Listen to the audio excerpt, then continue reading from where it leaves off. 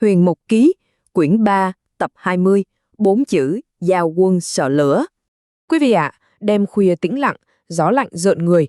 Adric vừa bước chân về doanh trại thì lập tức cảm nhận được một luồng không khí vô cùng dị thường.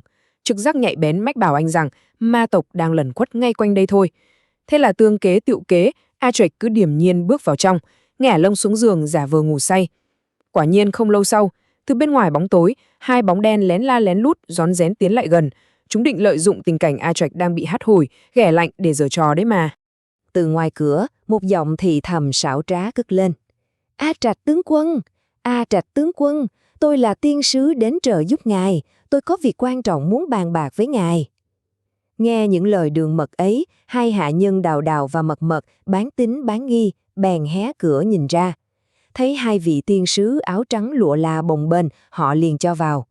Khung cảnh tưởng chừng như tĩnh lặng vô hại, nhưng thực chất lại ẩn chứa một mũi dao nhọn hoắt đang chĩa thẳng vào lòng người. Nhưng quý vị biết không, khi hai kẻ đó vừa hít một hơi định mở miệng cất lời, thì A Trạch, người đang nhắm mắt đã tọa nãy giờ, bất thần nhướng mí mắt lên. Anh đã xuất ngay, hiện hình công. Trong chớp mắt, tiên y cùng tiên khí giả mạo tan biến sạch bách. Lộ nguyên hình là hai tên tiểu yêu hung ác, nành vuốt dữ tợn của ma tộc. Luồng chính khí thuần dương cuồn cuộn tỏa ra từ người A Trạch, làm chúng kinh hồn bạt vía. Hai tên yêu quái chân rung lẩy bẩy, quỳ rạp xuống đất mếu máo xin tha mạng, thủ nhận tuốt tuột rằng chúng phụng mệnh cộng công, đến đây dụ dỗ anh làm gian tế. Chao ôi, đây quả là một cái ly giám hiểm độc vô cùng đánh thẳng vào cái điểm yếu nhược, cái sự bất đắc chí của nhân tâm. Đứng trước mưu sầu kế hiểm cùng hai kẻ đột nhập thảm hại này, thử hỏi A Trạch sẽ xử lý thế nào đây? Chị thấy anh bật cười khẩy. Trong mắt A Trạch, cái quỷ kế này nó vụng về và nực cười làm sao? Anh xua tay bảo Đào Đào và Mật Mật cứ đi ngủ đi. Khi cậu bé Mật Mật thì thầm hỏi, ủa sao không đuổi chúng đi cho khuất mắt? A Trạch dị từ tốn đáp lại bằng một phong thái vô cùng tĩnh tại. Anh nói, không cần, ngươi đi ngủ đi. Vạn sự vạn vật đến rồi đi, đều có thời điểm của nó. Nói xong, anh lại nhắm mắt đã tọa, phớt lờ hoàn toàn hai tên sứ giả đang vắt óc lải nhải, khóc lóc nhanh nỉ suốt hai thời thần.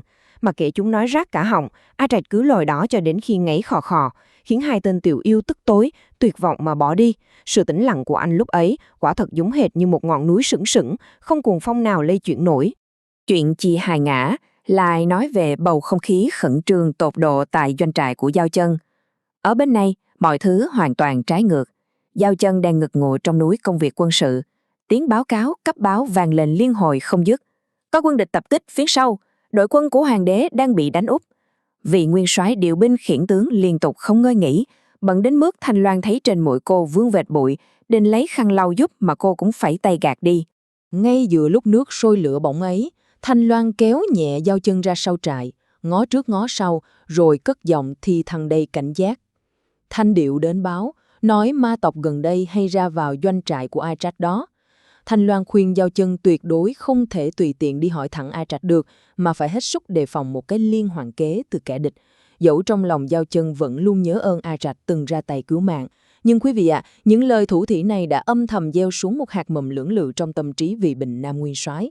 Liệu Giao Chân có phát hiện ra sự thật đằng sau những chuyến viếng thăm mờ ám của ma tộc hay không? Lại nói, số phận đôi khi an bài thật kỳ lạ. Đêm khuya hôm ấy, Giao Chân một mình cất bước đến trước trại A Trạch, nhưng lại ngập ngừng không vào.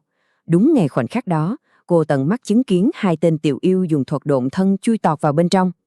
Giao Chân vừa định niệm chú tàng hình bám theo thám thính, thì đột nhiên, tin cấp báo từ tiền tuyến truyền đến. Chiến sự thì đâu có đợi ai, Giao Chân đành cắn răng quay lưng rời đi, để vụt mút cái cơ hội vàng tỏ tường sự thật.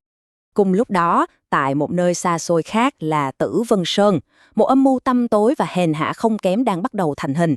Đa Bảo đang đứng ngồi không yên, mồ hôi hột túa ra khi nhận được một bức thư mật từ sư phụ là Thông Thiên giáo chủ. Nội dung bức thư chẳng khác nào một tối hậu thư lạnh lẽo. Nếu không có thành tích gì thì đừng đến gặp ta. Bị dồn vào chân tường, áp lực phải lập chiến công đè nặng lên vai, Đa Bảo trằn trọc không sao ngủ nổi, bèn vội vã chạy đi tìm sư muội Ngọc Đẩu để vạch kế sách.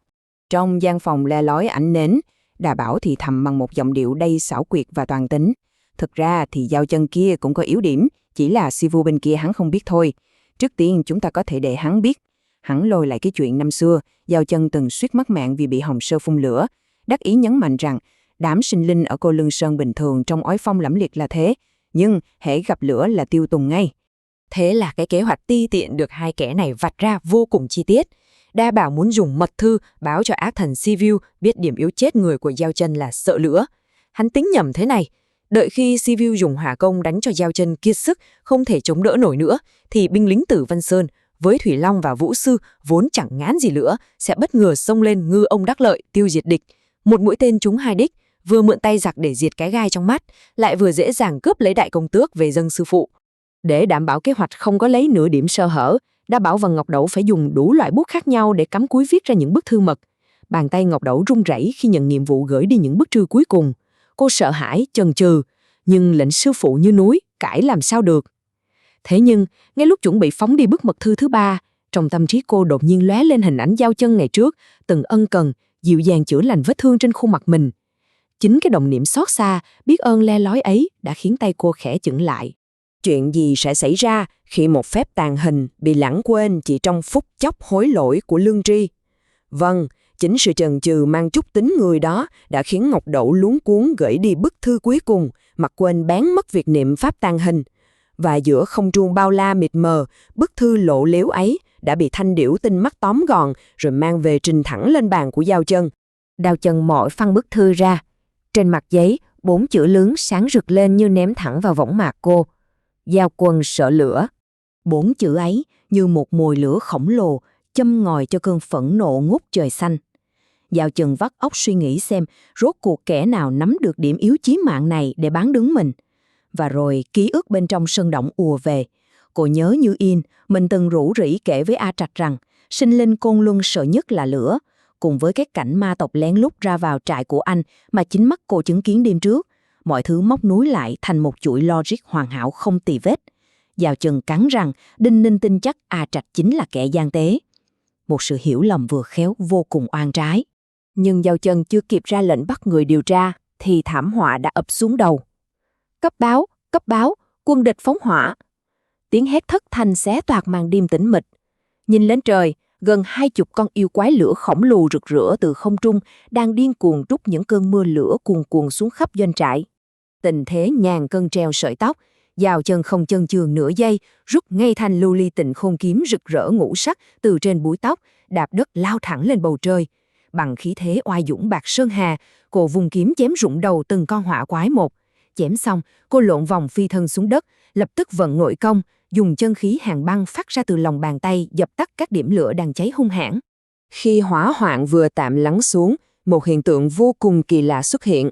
Ủa, vì sao những ngọn lửa bị dập tắt rồi mà lại chảy ra một vũng sáp màu vàng sền sệt, thoang thoảng mùi thơm ngọt ngọt thế này? Nhận thấy điều bất thường có thể mang tới đại họa, Giao Chân lập tức cho người gọi quân sư giải trại đến. Quân sư giải trại vừa nhìn thấy vũng sáp, bèn biến sắc mặt, giọng trầm trọng cảnh báo. Nguyên soái, ngọn lửa này rất dị thường, tuyệt đối không dùng nước xử lý được. Ông vuốt râu giải thích rằng đây chính là lửa cháy từ dầu trời của một đạo trường chân nhân nào đó. Hạt dầu này cấu tạo cực kỳ vi tế, trong khi nước do Thủy Long của phe ta phun ra lại thô to hơn. Nếu bạt mạng dùng nước dập, dầu và nước không hòa tan sẽ càng kích thích nhau, tạo ra hàng ngàn hàng vạn tầng sóng lửa bùng lên. Hậu quả lúc đó sẽ đẩy toàn bộ Nam Châu vào cảnh vạn kiếp bất phục. Nút thắt sinh tử đặt ra là bây giờ phải tìm đâu ra cái loại nước còn vi tế hơn cả dầu trời để dập lửa. May thay, ngài giải trải vốn uyên bác, biết một bí mật động trời. Trong khắp tam giới, chỉ duy nhất nước do Ứng Long thời thượng cổ phun ra mới trị được loại lửa này. Và người đang giữ nó, không ai khác, chỉ là sư phụ của Giao Chân, Nguyên Thủy Thiên Tôn. Ngài đang cất giữ một chiếc bình bạch ngọc chứa nước Ứng Long ngay tại Ngọc Kinh Sơn. Thời gian lúc này chỉ còn tính bằng khắc. Giao Chân lập tức lệnh cho Thanh Loan cùng Hi Hòa hóa thành vệt sáng, tức tốc bay đến Ngọc Kinh Sơn thỉnh chiếc bình bách ngọc về. Đồng thời, cô quay lại ban quân lệnh sắt đá vang vọng khắp doanh trại, truyền lệnh ba quân tuyệt đối không được dùng nước. Thủy Long, Vũ Sư gặp lửa lập tức ngừng di chuyển, trước tiên bảo vệ đội quân của hoàng đế, chỉ thủ không công, đứng yên đợi hiệu lệnh của ta. Bản lĩnh, sự quyết đoán của vị Bình Nam Nguyên soái thực sự ngời sáng ngay trong cái giờ phút ngặt nghèo nhất. Sắp xếp xong xuôi, Giao Chân nắm chặt thành lưu ly tịnh khôn kiếm, một mình xé gió lao vút về phía đại bản doanh của Sivu để quyết một phen sóng mái. Trong khi đó, ma đầu Cộng Công sau khi mượn được chầu trời từ Tử Vân Sơn đã bắt đầu tung tà pháp, hóa thành vô số hỏa quái hùng hãn. Hắn còn suối phong bá gọi gió lớn cuồng phong trợ uy. Gió lốc thổi bùng biển lửa lên tận 9 tầng mây, thiêu đốt vạn vật. Toàn cõi Nam Thiện Bộ Châu giờ đây chìm trong biển lửa đỏ rực, một cảnh tượng tang thương bi tráng vô ngần. Dưới biển lửa cuồn cuộn ngút trời ấy, vận mệnh của Nam Châu rồi sẽ đi về đâu? Liệu những ân oán, những hiểu lầm oan trái có được hóa giải? Xin mời quý vị đón nghe kỳ tiếp theo của Huyền Một Ký. Câu chuyện quý vị vừa nghe được kể lại từ nguyên tác Huyền Một Ký của Chánh Kiến Net. Để đọc trọn vẹn thiên truyện, xin mời quý vị ghé thăm trang chánh kiến.org.